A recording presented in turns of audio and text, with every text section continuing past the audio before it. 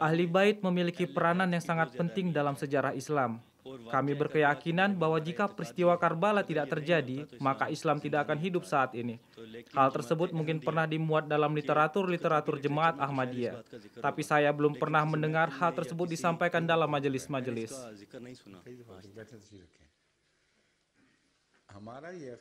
Kami berkeyakinan bahwa Al-Quran, Islam telah hidup dan hidup untuk selama-lamanya ketika Al-Quran telah sampai pada kesempurnaan dan ketika Rasulullah dijadikan sebagai suri teladan bagi seluruh dunia, sebagai pembawa syariat terakhir untuk selamanya.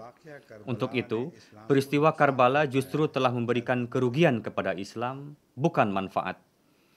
Kerugian yang diakibatkan oleh peristiwa tersebut sangatlah besar, dan hal itu disebabkan karena tidak menghargai ihsan yang telah dilakukan oleh Rasulullah Sallallahu Alaihi Wasallam. Alih-alih memperlakukan anak keturunan beliau Sallallahu Alaihi Wasallam dengan penuh kasih sayang dan rasa hormat, justru malah menghinakannya. Allah Ta'ala tidak pernah menghidupkan agama-agama dengan cara membuat para kekasihnya terhina. Pernyataan tersebut adalah sekedar rangkaian kalimat para penceramah dari kalangan Syiah saja yang bertujuan untuk melebih-lebihkan, padahal tidak ada hakikatnya sama sekali. Peristiwa Karbala tidaklah memiliki kaitan dengan kehidupan agama Islam. Kehidupan Islam berkaitan dengan Al-Quran, Rasulullah, dan para sahabat yang telah beliau Sallallahu Alaihi Wasallam ciptakan, yakni akhlak dan amal soleh mereka, dan hal ini tidak memerlukan suatu peristiwa Karbala. Sebelum terjadinya peristiwa Karbala pun, umat Islam telah berkorban di medan peperangan, dan sebagaimana kita ketahui, bahwa Rasulullah Shallallahu Alaihi Wasallam sendiri pun pada suatu kesempatan pernah mengalami luka yang sangat hebat, sehingga para musuh mengumumkan bahwa mereka telah berhasil membunuh Rasulullah Shallallahu Alaihi Wasallam. Dalam menjelaskan peristiwa tersebut, Al-Quran Karim berfirman bahwa peristiwa ini telah memberikan kerugian dan kesulitan, sehingga orang-orang yang menyaksikan peristiwa itu diperintahkan untuk beristighfar, dan dikatakan bahwa kasih sayang Allah Ta'ala sematalah yang telah menyelamatkan mereka dari dampak buruk.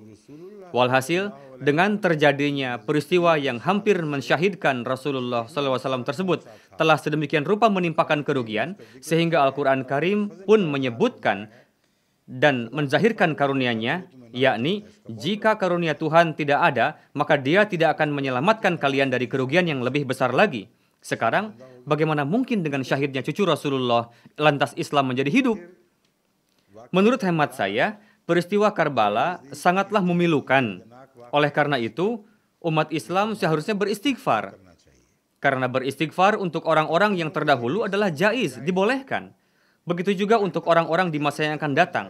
Sebagaimana Al-Quran Karim mengajarkan kepada kita untuk beristighfar bagi nenek moyang kita.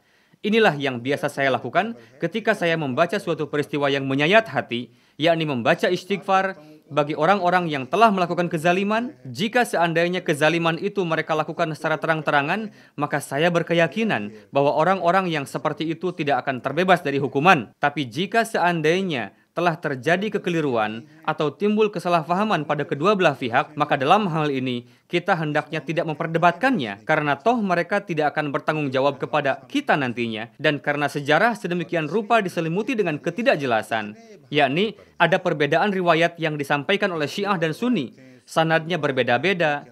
Memang peristiwanya satu, tapi dijelaskan dalam berbagai cara. Dalam hal ini, siapa yang diberikan wewenang untuk memutuskan?